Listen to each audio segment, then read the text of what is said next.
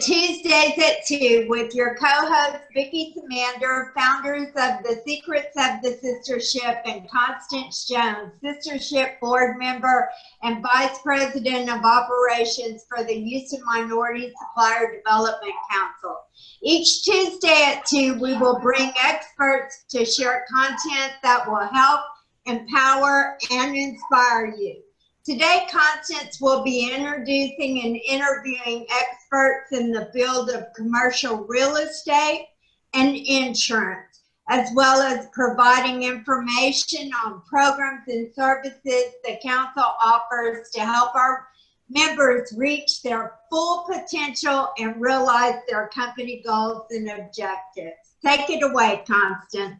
Thanks, Vicki. And as she mentioned, I am Constance Jones, Vice President of Operations for HMSDC.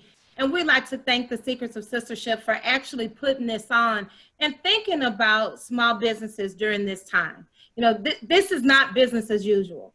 And so we're having to find creative and innovative ways to stay sustainable and to stay approachable during this time. And this is difficult for everyone involved.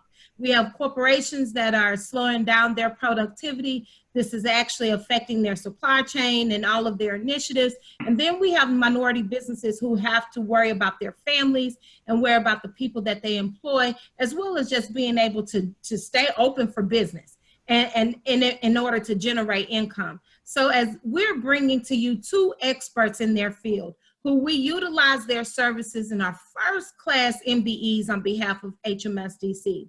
We're bringing to you Ed Ryland and Tiffany Ryland with ARVO Realty Advisors, and Johnte Archer of J. Archer Insurance Group. So these two firms work diligently within the council, and when it will be business as usual, they actively participate in the organization and help us understand of what we should be doing. Now, during this time, we're sharing that knowledge with you, in order for them to be able to share how they're supporting minority businesses and small businesses during this time. So we'll hear from Ed from ARVO Realty Advisors, who's gonna talk about the lease relief program that he has actually created and going around talking about in order to help small businesses during this time. So Ed, I'll turn it over to you for a few comments about ARVO Realty Advisors and talk to us about that lease relief program that you're mentioning. Well, thank you guys. This is exciting. I'm really, really happy to be a part of this, and kudos to those who thought about it. I know, Vicki, you've been leading this thing, and kudos to the council for embracing it. I think it's very important that we do things like this during this time. So just briefly about ARVO Realty Advisors, we're expert commercial real estate advisors, and organizations and individuals come to us when they have a commercial real estate challenge, opportunity, or need. And we look for those challenges and those opportunities and those needs. And so this particular situation is really impacting the entire country. But more specifically, in our concern is that how is it impacting the minority business community? And so when I think about the minority business community, I mean, it's almost a triple whammy for us, particularly here in Houston. One, the stock market dropping, right? Second, the oil price is dropping. And that's really sensitive to us, not as much as it was in the past, but it still impacts a large number of our employers and employees. And then thirdly, the virus. So we've got these three, perfect storm issues that's hitting our community and hitting the minority business community. So when we looked at what's the biggest expenses that most minority business owners have and run their business, typically is their payroll and their office facilities. So in our view, we thought, what could we do around payroll? Is there anything we can do around payroll? Not as much. What can we do around their office facility? And that's where we came up with the lease relief program. If you look at how this virus and this stock market is impacting us, we don't know how long it's going to last. We hope it does not last very long. But I would tell you, most minority business owners really do not have a deep pocket of cash to sustain them for a very, very long time. Most of us started on a shoestring budget, and many of us are still working on a very tight budget.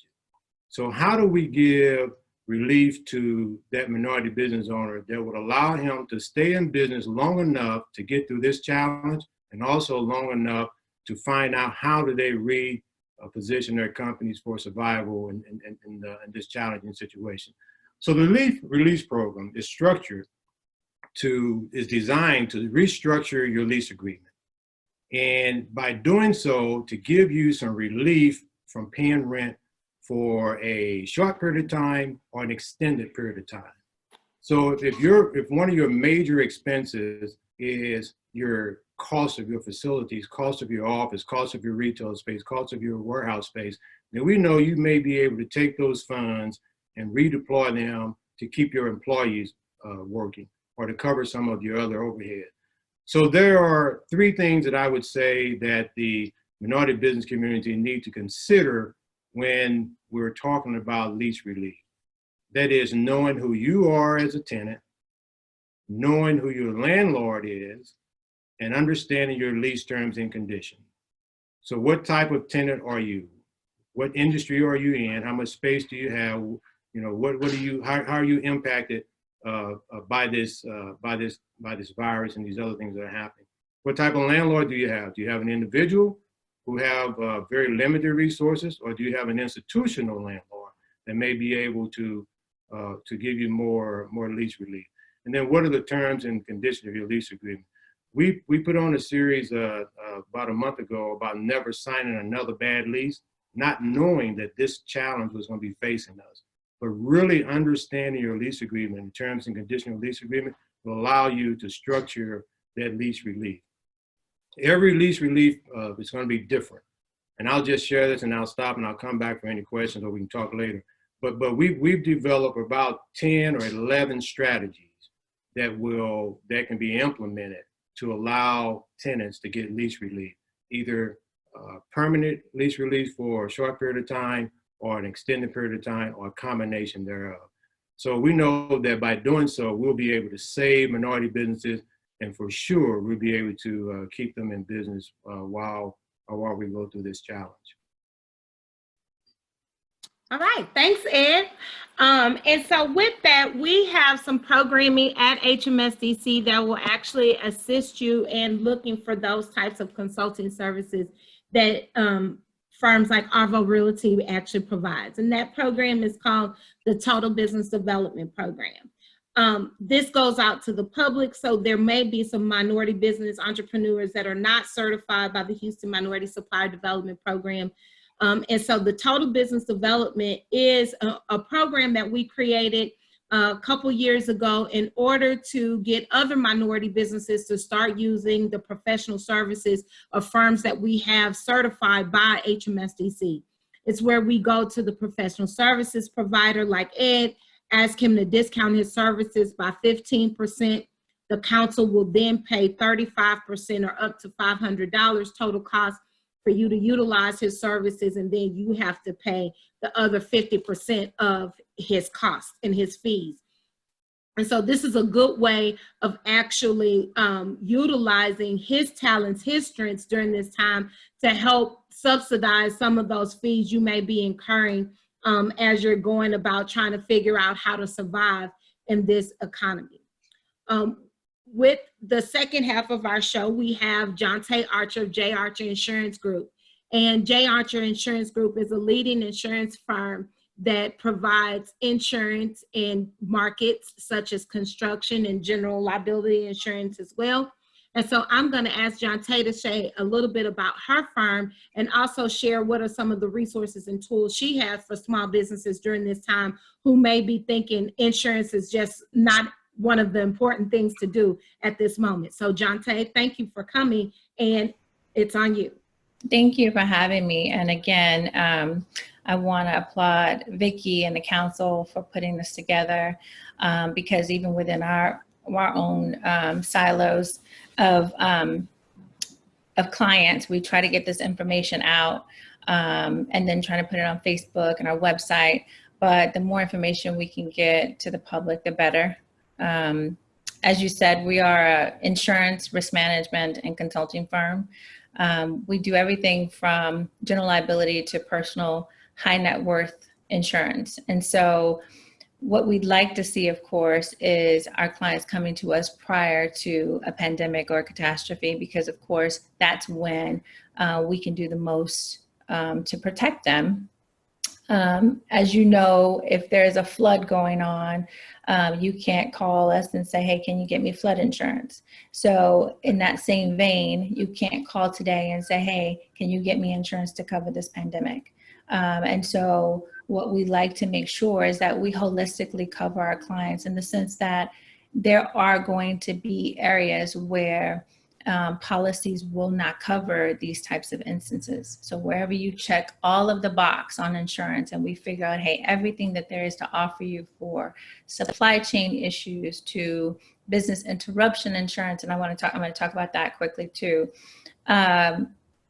You're still going to have, you're going to get hit hard by this pandemic. And I'll tell you why. Over the last several years, we've seen SARS, we've seen H1N1 impact us so substantially that the insurance industry has gone back into their policy coverages and into their policy papers and put in specific exclusions for bacteria, viruses, and communicable diseases. And so it's very difficult for you to get a policy that does cover pandemics such as this. And even where you do find that there is some coverage, it's very limited in terms of what you can get. Right now, Thomas Keller of the famous French Laundry restaurant is suing the Hartford because in his view, the business interruption coverage should cover pandemics and issues such as this. And the response to that is basically the way flood would have devastated the insurance industry, so would business interruption insurance if it covered pandemics. And just to be specific, business interruption by name sounds like, hey, anything that interrupts my business, I should be able to capitalize on that coverage. But business interruption insurance is a property coverage. It is directly tied to property loss. So generally, the only time you can collect under a business interruption policy is if there's property damage or loss.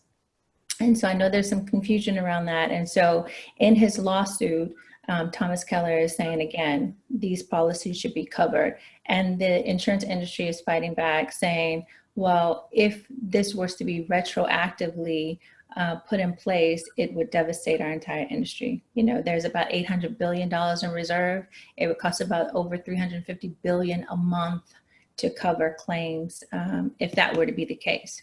So again, the time to come to us is before. But right now, what we're doing is just making sure our clients are filing claims. We are helping them through that process. We do have some clients who we felt that they did have coverage in place where they could process the claim, but we're also encouraging our clients who we know, we have read the language and it has said that there's an exclusion for bacteria, but did not specifically name the virus. We want to encourage everyone to still file claims. This is a new time, right? And so this pandemic is devastating, and we're not carrier. We're hundreds of carriers. They are the only ones that can deny a claim. So if my clients come to me and say, hey, Johnte, should I file?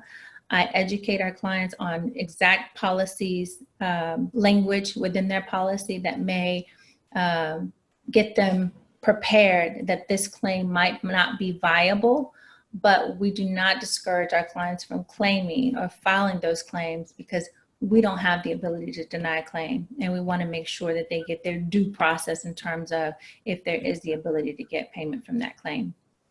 But for the most part, some of the other coverages that we see clients are able to file on workers' compensation, for example.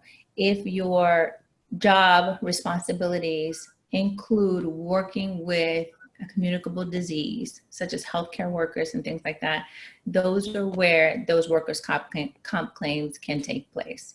But if it is not a part of your everyday responsibility to work specifically with a communicable disease or where you might come in contact with people with that disease, less likely would you be able to receive compensation in that situation. General liability, same thing. General liability is your liability to third parties. So you're looking at folks who would come to you and sue you for possibly putting them in harm's way or having them catch this disease.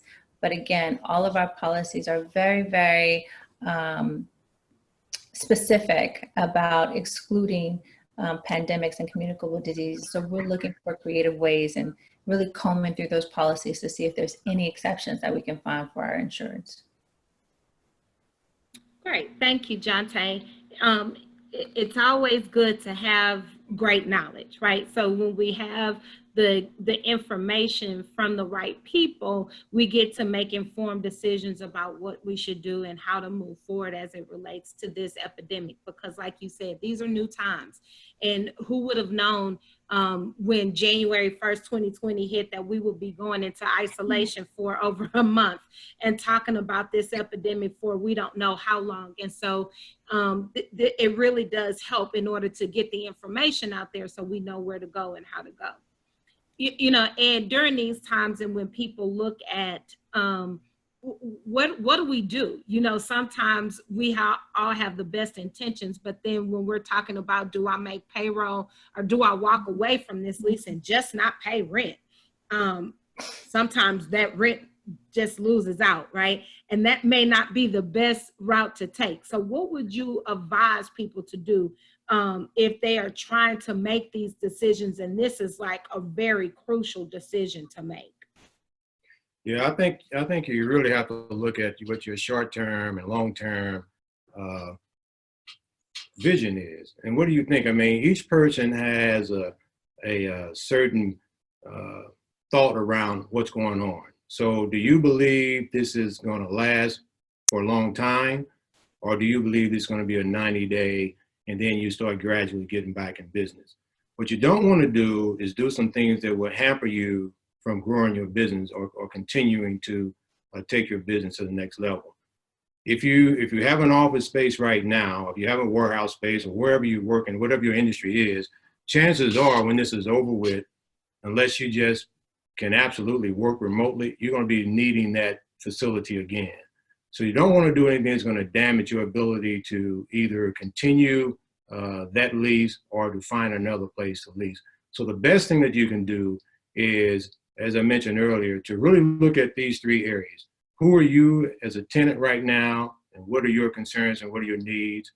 What type of landlord do you have right now? And look at the terms and conditions of their lease agreement and then put together a proposal that is flexible enough that will allow you to get through these difficult times. And as I mentioned, it could be anything from rent abatement, full rent abatement, partial rent abatement, restructuring the lease agreement, deposit. It could be a number of different things, but what you want to do is to make sure that you have the ability to get up and running as quickly as possible once you get through these challenges that we're having right now. So do not ignore the situation because it's not going to go away just because you don't address it. We got the first coming up tomorrow, and most people rent is due on the first of the month. So if you've not started that dialogue with that landlord, you're probably a little late right now. So I would start that right now. I would, you know, obviously you guys can reach out to us and we're happy to help you and guide you on that. But even if you don't reach out to us, I would start that dialogue with your landlord so that he'll know that you have an interest in maintaining that relationship and maintaining your position as a tenant there. Landlords are facing a challenging situation too. So when you approach them, you have to have a proposal that's going to make sense for them, because in many cases, that landlord has a mortgage on that building. And so now if those tenants stop paying, he can't pay that mortgage and all types of things. It's like a trickle down effect. So, you know, you want to make sure that you're able to access that building for your equipment and things that you need to run your business. You don't want to get locked out. You know, we've got a kind of a hold right now on any type of evictions, but from a legal perspective, that's not going to last forever.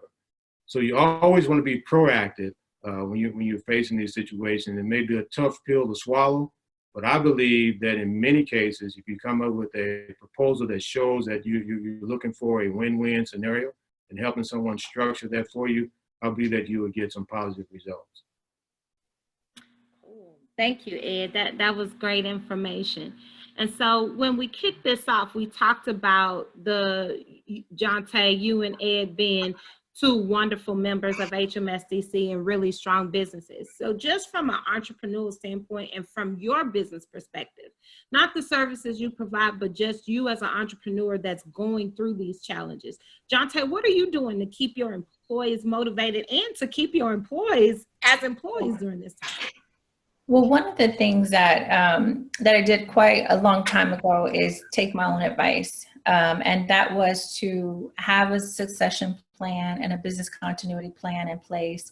I mean, our whole core business is to get people through these catastrophes, right? And so for us, it was really about, we went remote about 7 years ago. Not, our office is not completely remote, but that was a part of our continuity plan where everybody had laptops within the office, where they had, you know, their monitors and things like that set up. So all of them have been able to work from home intermittently or for sustained periods of time. I have some of my business operations people who moved to Florida and they continue to work for me. And so that's some of the things. We're also doing a virtual lunch this Friday where I pay for everyone to have lunch at home. They pick their lunch and we're going to get together and talk for an hour, not about business, but just about families and how they're doing and how the kids are doing through this, and talk about homeschooling. And so a lot of it is, you know, taking my own advice, but also we're very holistic. And so although we were working with folks on, you know, business insurance, personal insurance, but also wealth management and development. So putting them in products that where they saw the stock market, you know, the way it is today, completely crashing, we have put them into products that hopefully gives them peace of mind during this time. And so I think what we're doing is that's what we're doing for our people too. They know that they have job security. We talk about it all the time. We provided healthcare and different other support services for them. And so we think that we're doing a good job in terms of making sure that they're still taken care of during this difficult time. Thank you. Ed? Yeah, so I tell you, not knowing that this was going to happen, we recently just moved into new office space. So I'm thinking, man, who negotiated that lease? That's right, that's right. Who was your realtor?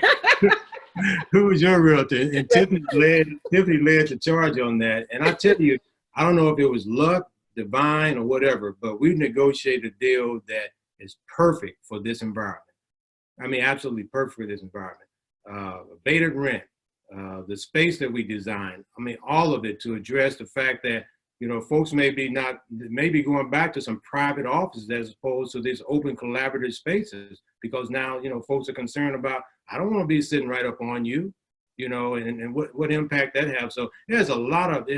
But here's the deal. We also invested heavily in new technology. And I've got to give a shout out to Clifton Clark, because he did the technology setup for us. And that was right on time and perfect for us as well. Completely replaced all of our hardware and upgrading our software. So when this came, it was easy for us to switch, right? So now all of our folks have the ability to work remotely. But outside of that, what I'm telling our folks is, do not waste this time. This is a staycation, a work staycation. And this is an opportunity to do a lot of those things that you said, man, I wish I had time to do. And for us, that's our focus. Focus on documenting our processes, right? And we always talk about, man, I wish I had time to do all this, documenting these processes. So as new people come in and out and move around, then it's easier for them to get up and running. So we want to make sure that they do that. Training, it's a good time for training. Training of our personnel and the folks that we work with, and also training as leaders and CEOs. This is a good time for me to be refreshing all of the stuff I've gone through over the years, all the TUC programs, all the HMSDC programs I've gone through to be a good CEO. So don't waste this time. It's what I'm telling folks not to do. And for those of us who say we're going to start this year off exercising in January and we stop January 15th, restart that thing. You have no Restarted April 1st, right? Restart it, right? You don't have any excuse for this, man. Really, you don't. And you've got to make sure that you don't get too comfortable in working in your pajamas, right? We know we can do that, but we want to make sure that you do those sort of things that you talked about doing. And then I would say also, two last things I would make, and that is pick up the phone. Not pick up the phone to do texting and Facebook and social media, but pick up the phone to call someone. Call someone in your family, tell them you love them, you're thinking about them. Call your business friends and your clients and tell them, hey, you're thinking about them, just want to make sure they're okay, if there's anything you do to help them. Pick up that phone and use that phone. You have time to do that now. And then finally, I would say, look at your expenses. This is a good time to scrutinize those expenses and get rid of those that you don't need temporarily, and look at some creative ways of reducing those expenses that will get you through this difficult time. Those would be some tips I would have for folks. And those are great tips. And as Ed mentioned, that there were a few things, and so did Johnte, to actually help them transition into this moment. And one is the ability to work from home. And Ed mentioned technology. And so that was right on time, because that is the segment that we're going to have next Tuesday, is to talk about how do you work from home. So how do you work and manage employees when you are separated everywhere? Johnte mentioned she's separated by several states. And Ed has a workforce that was already set to work at home. So how do you manage employees when they're working from home, and how do you work from home during this time? And then second, do you have the technology needed in order to ensure that you are being able to execute from home? And so that workshop is going to happen next Tuesday at 2 on this particular program setting. So Johnte, Ed, any last words that you have for our audience? And please share with them how to get in touch with you. Johnte, we'll start with you. Yeah, I would just say, and echoing what Ed said about this is a good time. For us, it's a busier time. So I don't have a lot of time to do a lot of the planning and processes that I would love to do. But it does allow my clients and everyone that I talk to please review your policies. Please, if you want to sit down with us and have us take a look at what you have. We find that a lot of clients come to us very deficient in coverage. This is a great time for you to set aside and just take a look. We're developing an app right now where our clients can really put everything in one place. So even if you don't have all your policies with us, you can put everything in one place. So it's at your fingertips. We have a client portal. You can go to our website at www.archerinsgroup.com. We've got resources there, online portal tools. You can read about some of the things that I talked about. I only touched on a couple of coverages, but we put plenty of more, and even scenarios that might be useful to people. But when this happened, we sent out emails to all of our clients. We reached out and called. I love, what Ed said about reaching out, because this is the time where we've learned what's really important, and connection and relationships are truly key. So I think at this time, that's something moving forward, that, being busy is the new stupid.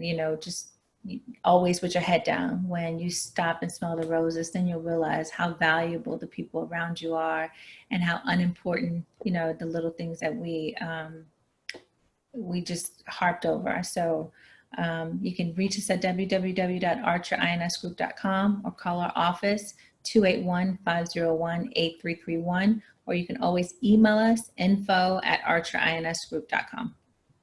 Thank you, Johnte. Ed? Yeah, I would say just never give up, regardless of what it looks like, what it feels like today. Never give up. Stay positive, stay upbeat, and pray. That's me, all right? Because I guarantee you, a year from now, we'll be looking back on this, and we'll be grateful for the resources we have. A lot of folks don't have these resources to have what we've done today. So stay positive, never ever give up, and continue to pray. Tiffany can tell you how to reach us. We got different formats that you can reach us at. So she runs all of this, contact, social media, how to get in touch with stuff. So you can tell them how they can reach us, Tiffany. So you can reach us at 713-952-5655. 5066, extension 100. And that's for Maria Sapone. And if you leave a message with her, she can reach out to either Ed or myself, and we can contact you back. Or you can reach myself at tiffany.ryland@ARVO, that's ARVO, realtyadvisors.com. Thank you, Tiffany and Ed. And as I mentioned, I'm Constance Jones with the Houston Minority Supplier Development Council. You can reach us at www.hmsdc.org, and that's where you will find several resources for COVID-19 as it relates. Of course, we're here to support minority business development, and so you'll see several MBE resources that are out there, from loan perspective, from just additional resources if you're a restaurant, if you're looking for capital, and we have access to experts like the two you heard from today. So again, you can reach us at www.hmsdc.org. You can also call us at 713-271-7805. The best advice I could give you right now is wash your hands. Wash your hands again. And this is not the time to retreat, right? So as Ed mentioned, prayer is wonderful. It is outstanding, and it's going to see us through. But just make sure that you utilize all the resources and tools that are made available to you to sustain during this time. And all you have to do is pick up the phone and ask. And so I just implore you to do that, and so that we can make sure that we tool ourselves with all the resources needed in order to get through this virus together. Thank you for participating today, and I look forward to hearing from you next Tuesday at 2 o'clock.